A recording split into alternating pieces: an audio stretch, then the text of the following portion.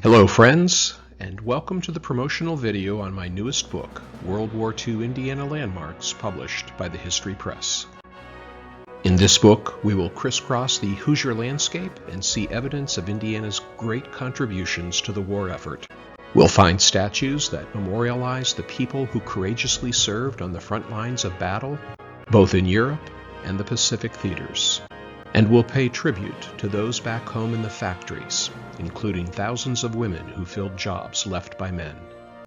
On this journey, we'll review the history and mission of World War II bases and airfields that sprang up across Indiana. We'll visit the Navy and Army airfields built in Fort Wayne, Peru, Columbus, and Seymour. And we'll identify some of the structures that are still standing today that you can see for yourself.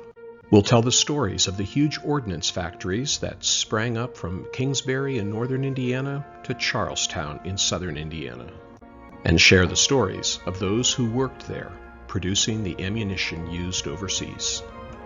We'll learn of those who built LST amphibious ships in Evansville, as well as those who manufactured thousands of P-47 fighters. Our journey includes visits to memorials around the state that testify to the Hoosiers who fought and many who died in World War II, some of those perishing on the USS Indianapolis at the end of the war.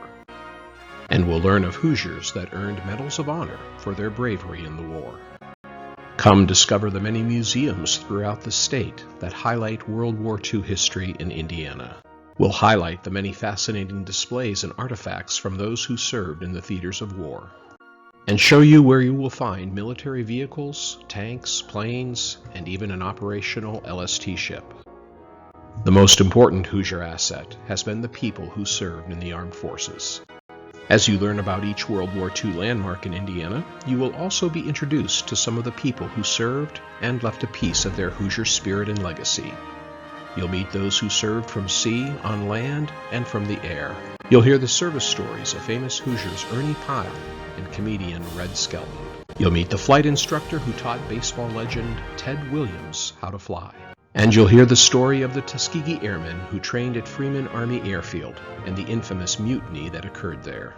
Let the stories of these men and women point you to the legacy and landmarks of World War II all throughout the state.